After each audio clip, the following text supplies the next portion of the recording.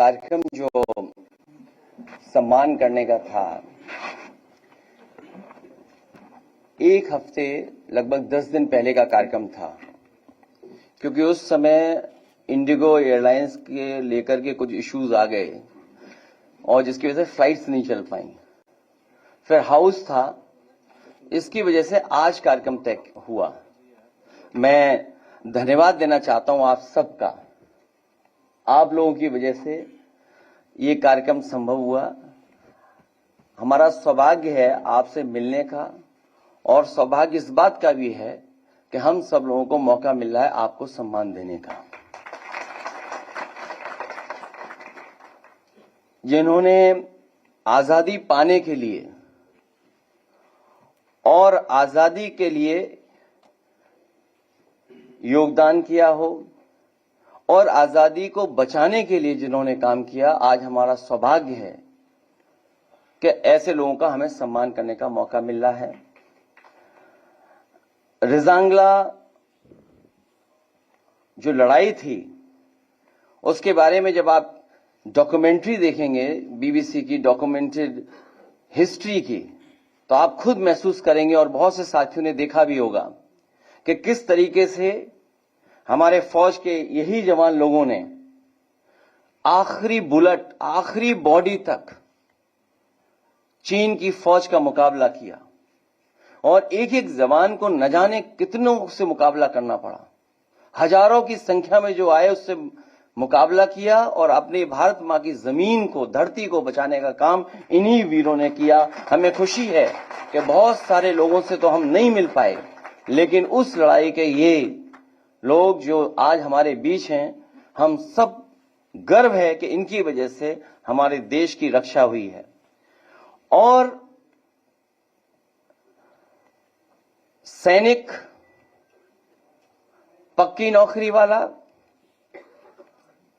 आधी अधूरी नौकरी वाले अगर होते तो शायद हमें यह सम्मान करने का मौका भी न मिलता।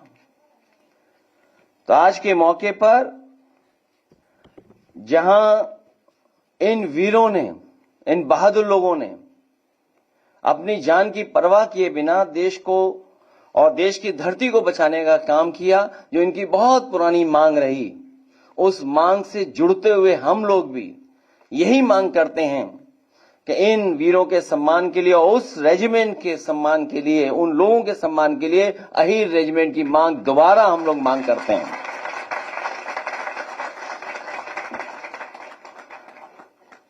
मुझे याद है देश की किसी पॉलिटिकल पार्टी ने अपने अगर मैनिफेस्टो में कभी लिखा तो वो इकलौती समाजवादी पार्टी थी जिसने अपने मैनिफेस्टो में ये डाला था कि समय जब भी हमें सरकार बनाने का मौका मिलेगा, दिल्ली की सरकार बनेगी, तो हम सब लोग मिलकर के अहीर रेजिमेंट की बनाने का काम करेंगे।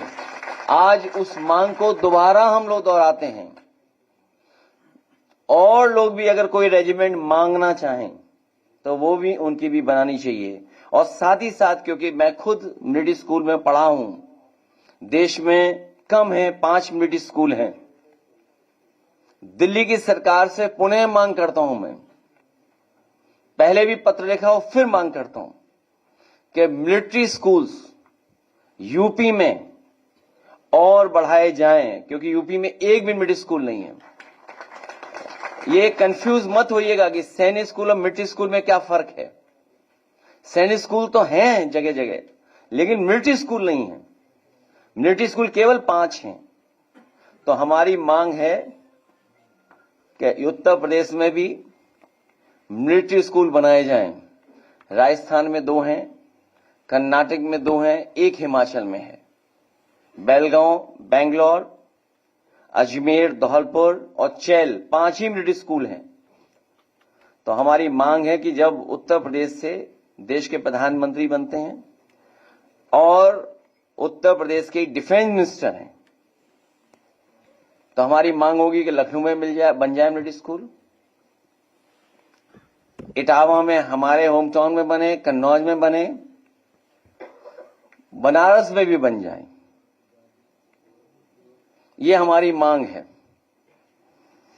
इन्हीं शब्दों के साथ मुझे खुशी है इस बात की कि हमें सम्मान करने का मौका मिल रहा है। मैं अध्यक्ष जी का और अपने तमाम विधायक लोगों का सबका धन्यवाद देता हूं कि इस कार्यक्रम में आप लोग भी शामिल हैं। मैं कहूंगा कि रिजांगला की वो जो स्टोरी डॉक्यूमेंटेड है वो जरूर दिखाएं। उधर देखना पड़ेगा थोड़ा। 1963 की है। चीन से लड़ाई खत्म होने के 3 महीने बाद एक लद्दाखी गडेरिया अपनी भेड़ों को चराते चराते भटकता हुआ चुशूल से रेजांगला जा पहुंचा। एकदम से उसकी निगाह तबाह हुए बंकरों और इस्तेमाल की गई गोलियों के खोलों पर पड़ी।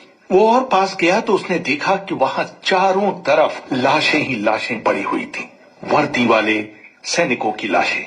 जानी मानी सैनिक इतिहासकार और भारतीय सेना के परमवीर चक्र विजेताओं पर मशहूर किताब द ब्रेव लिखने वाली रचना बिष्ट रावत बताती है। बॉडीज ऐसे मिली, सिपाहियों के हाथ में हथियार थे, नर्सिंग असिस्टेंट के हाथ में सिरिंज था, किसी की राइफल आगे से उड़ चुकी थी पर उसका बट उनके हाथ में ही था। इस तरह की लाशें मिली जिससे तब पता चला कि ये लोग कितनी बहादुरी से लड़े थे। तब तक there had been this complete ambiguity about what happened to those 113 people, क्योंकि जो लोग वापस आए उनकी बातों पर विश्वास नहीं किया गया। और ये जो 2-3 महीने थे, इस टाइम पे लोगों को ऐसा अंदेशा था कि या तो प्रिजनर ऑफ वॉर ले लिए गए हैं या डर के भाग गए ये लोग क्योंकि बहुत कम थे। इस तरह का एक स्टिग्मा उन लोगों पे लगा हुआ था। तब तक उनको कायर करार कर दिया गया था क्योंकि वो अहीर चार्ली कंपनी के वो सब उसी एरिया से थे, हरियाणा के रेवाड़ी वाले इलाके से थे। और लोगों में ये था कि ये लोग डर के भाग गए हैं और जो 2-3 जो बच के वापस आए उनको शन कर दिया गया गांव में, क्योंकि वो वॉरियर विलेजेस थे जहां पर कि लोग पुश्तों से फौज में जा रहे हैं। People did not speak to them, उनके घर जाना बंद कर दिया लोगों ने, उनके बच्चों को स्कूल से निकाल दिया गया। और एक बहुत बड़ा कैंपेन चलाना पड़ा एक एनजीओ को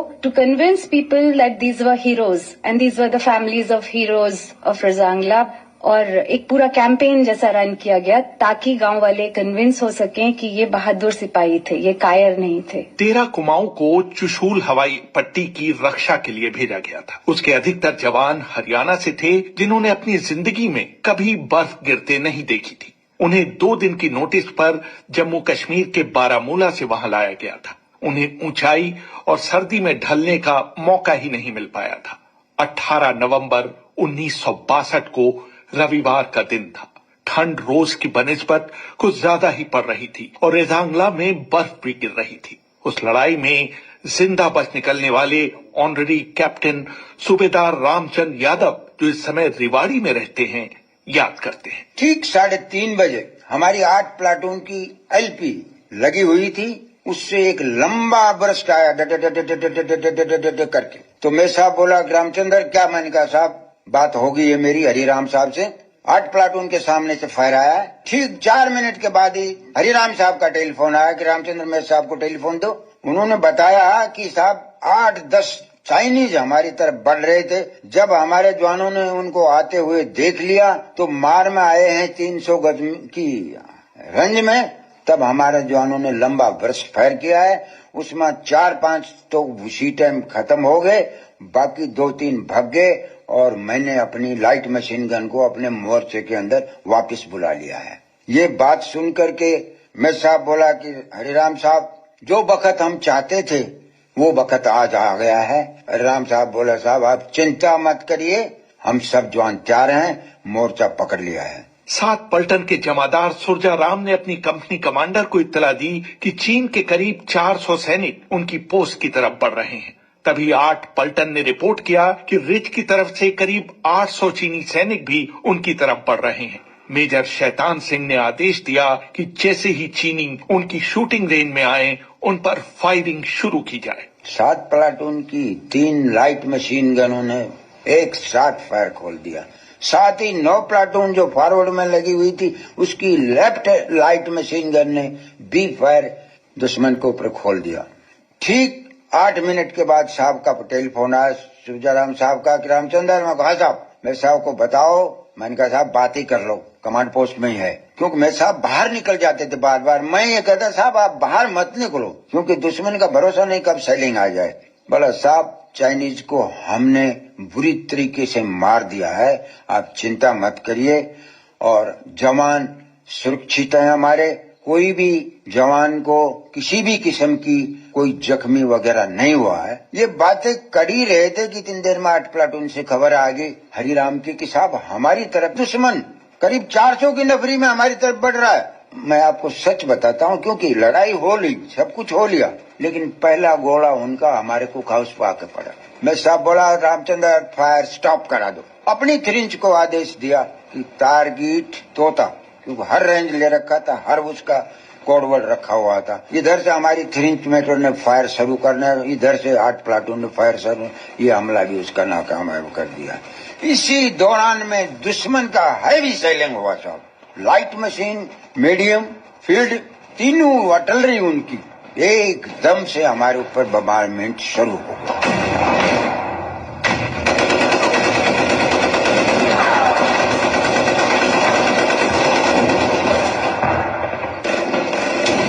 जब चीनियों द्वारा सामने से किए गए सारे हमले नाकामयाब हो गए तो उन्होंने अपनी योजना बदल डाली।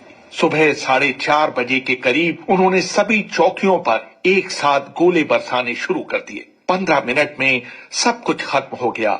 हर तरफ मौत और तबाही का मंजर था। पहला हमला उन्होंने रिपल्स कर दिया था और उनको वो बॉडीज गलीज में गिरी हुई नजर भी आई ऊपर से, पर उसके थोड़ी देर के बाद में चाइनीज ने उनके ऊपर मोर्टर से फायर किया और ये 15 मिनट का हमला था जो बहुत ही डेडली अटैक था। ये जो जवान यहाँ पे तैनात थे इनके पास बस लाइट मशीन गन्स थी और .303 की राइफल्स थी जो कि सिंगल लोड थी, मतलब हर गोली चलाने के बाद उनको लोड करना पड़ता था। और इतनी सर्दी थी कि वो बताते थे कि जवान की उंगलियां जम गई थी। 15 मिनट के अंदर देयर वाज कंप्लीट डिवास्टेशन। उनके सारे बंकर्स उजड़ गए, टेंट्स उखड़ गए, जवानों के लिम्स उड़ गए और तबाही सी मच गई।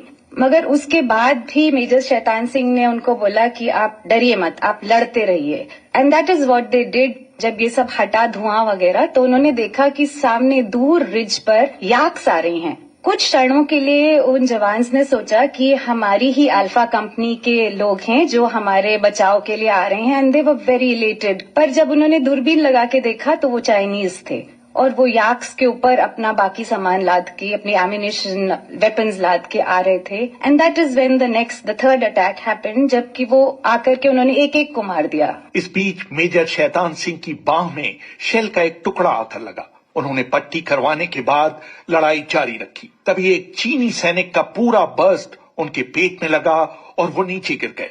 मेजर शैतान सिंह अत्यधिक खून बह जाने की वजह से बार बार बेहोशी की हालत में चले जा रहे थे। सूबेदार रामचंद्र यादव इस मुश्किल समय में उनके साथ थे। बेहोश होते ही मैंने जाकर दंडेड़ा, होश आया। रामचंद्र, मैंने कहा साहब बहुत दर्द हो रहा है पेट के अंदर, मेरा बेल्ट खोल। मैंने कहा साहब बेल्ट नहीं खोलूंगा, क्योंकि उससे पहले जब मैंने अंदर हाथ दिया तो मेरे साहब की आंतें बेल्ट के नीचे आ चुकी थी।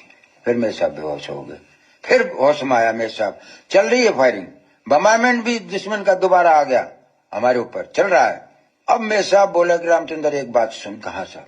मेरा एक कया मान ले कि आप बटालियन में चले जाओ और बोलो कि कंपनी ऐसे लड़ी है और कंपनी शहीद होगी। मैं बोला साहब मैं आपको छोड़ के नहीं जा सकता। मैं साहब बोला रामचंद्र ये मेरा हुक्म है। चारों तरफ लाशें ऐसी बिखरी पड़ी थीं जैसे वो कपड़े की गुड़ियाएं हों।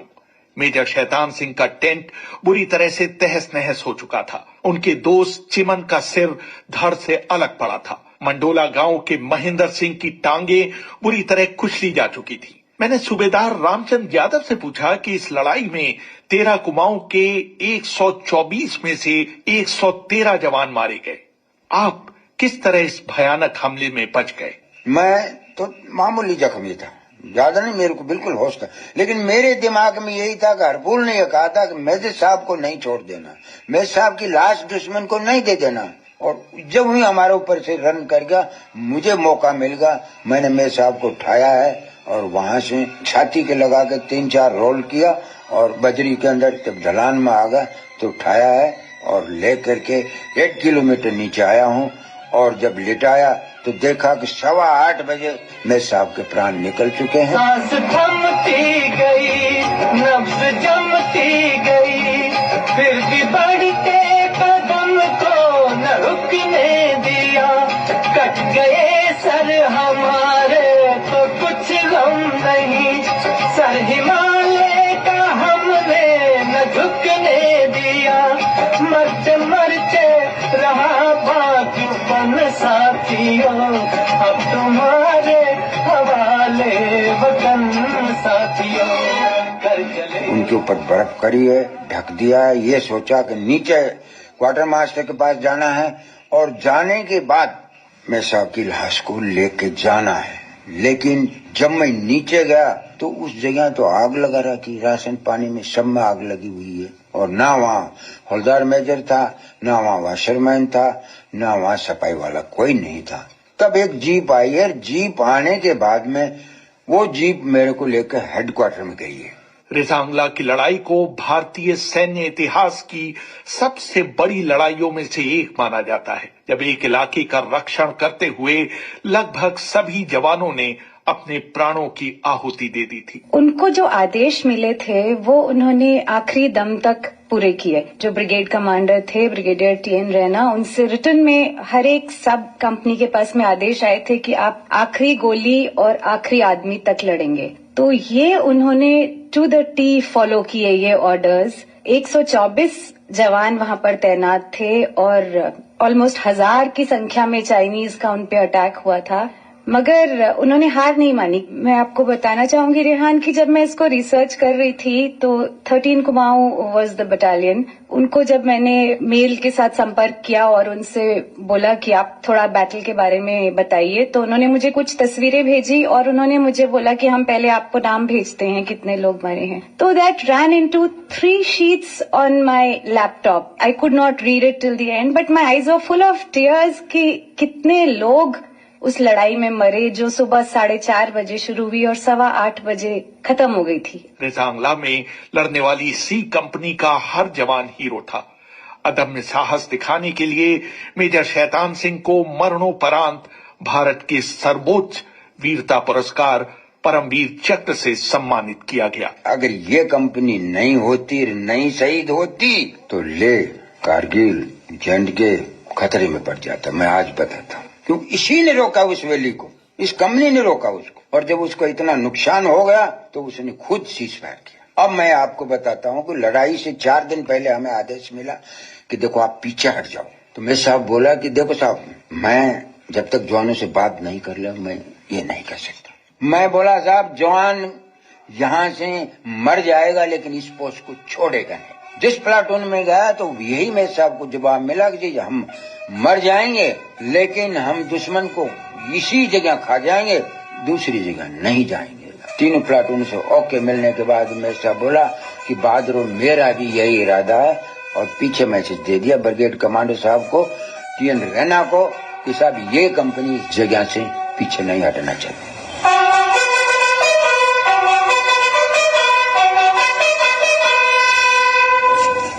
रेहान फजल, BBC, दिल्ली।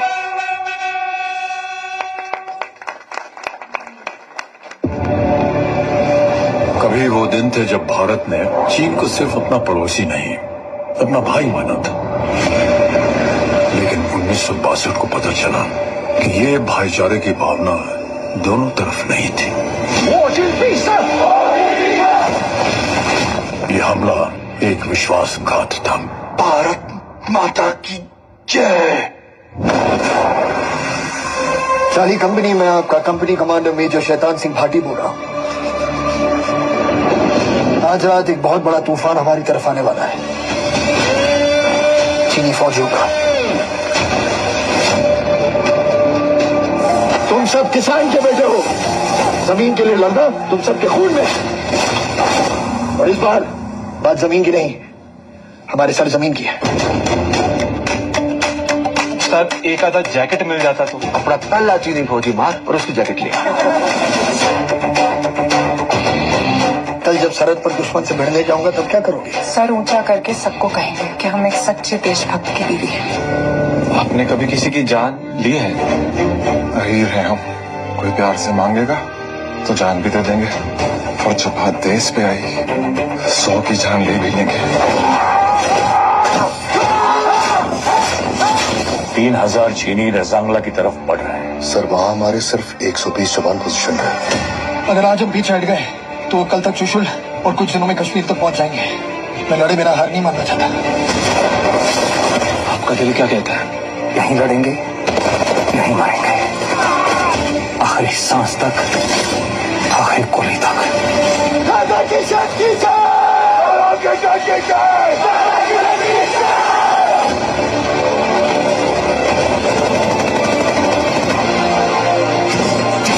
चीन हमारे घर में घुस आया है और उसे रोकना हमारे हाथ में, एक होकर।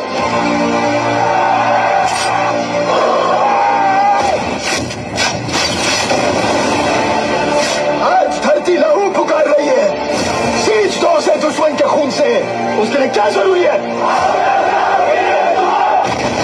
तैयार हो।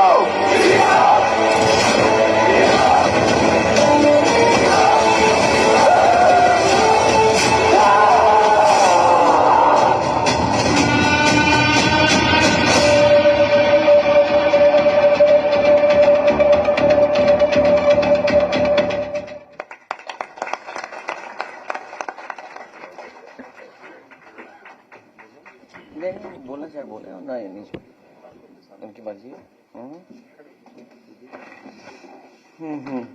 हाँ, ये हमारा मैनिफेस्टो था जिसमें हम लोगों ने शामिल किया था, मैनिफेस्टो।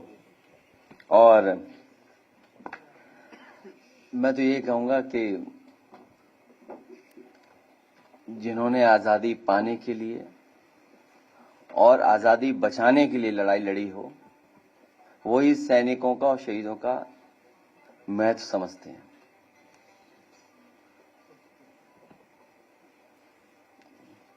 अगर कुछ कहना चाहें,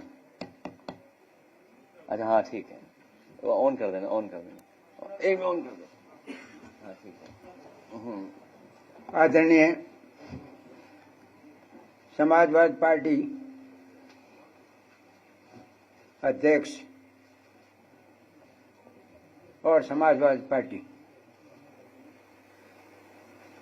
जो आपने इन बहादुरों के 62 की लड़ाई से बचे हुए तीनों का सम्मान किया, इसके लिए मेरे पूर्व डिफेंस मिनिस्टर और रजांगला के शहीद आपको बार बार धन्यवाद देते।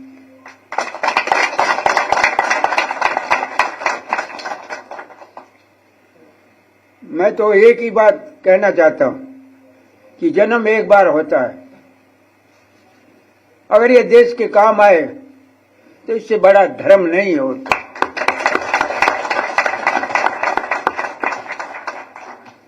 मेरा खानदान शुरू से ही आर्मी में है। सुभाष चंद्र बोस के टाइम से, और उसके बाद में मैं खुद आर्मी संभाली। फिर मेरा बेटा जो अभी सुविधा मेजर यहीं है मेरे पास, और पोता भी मेरा 20 कुमाऊं में है, और पोता की बहू भी डिफेंस के अंदर है। तो मेरा ये कहना है हर वर्ग को, कि चाहे फौज हो, चाहे पुलिस हो, चाहे जमींदारा हो, तन मन लगा करके ऐसा काम करो जो कि आने वाली संतान को नसीहत मिले कि हम भारतवासी हैं। आप लोगों को मैं बताना चाहता हूं कि नेताजी जो थे बहुत भाग्यशाली थे, क्योंकि उन्हीं के हाथों से 2 बड़े काम हो गए। एक तो जवानों की डेड बॉडी जो घर आने लग गई थी, इसके लिए बात।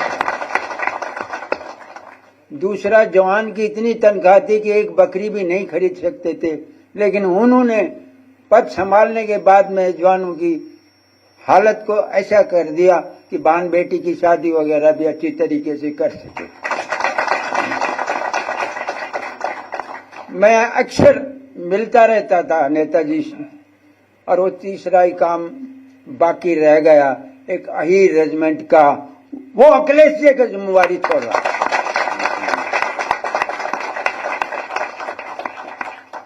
बाकी मैं आपका समय लिया, माफ करना। लड़ाई आपने देख ली है, आगे भी अगर मौका मिले, अभी तो उम्र 87 साल हो गई है, 3 दफा मेरे जांगला में हुआ है, अब भी जाने के लिए तैयार हूं। जय चलिए, बहुत धन्यवाद, बहुत धन्यवाद आपका है। तो आपको जाने दें और फिर हम लोग दूसरा, ठीक है? आदरणीय राम सिंह जी, रामचंद्र, हाँ उन्हीं का वॉइस थी जो, हाँ ठीक। तो आप लोग अभी तो है, बोलोगे कुछ आदमी है अभी? अच्छा ठीक, हाँ ठीक, आप मैं आपको छोड़ के फिर आएंगे, फिर नेक्स्ट अपनी अगली लड़ाई।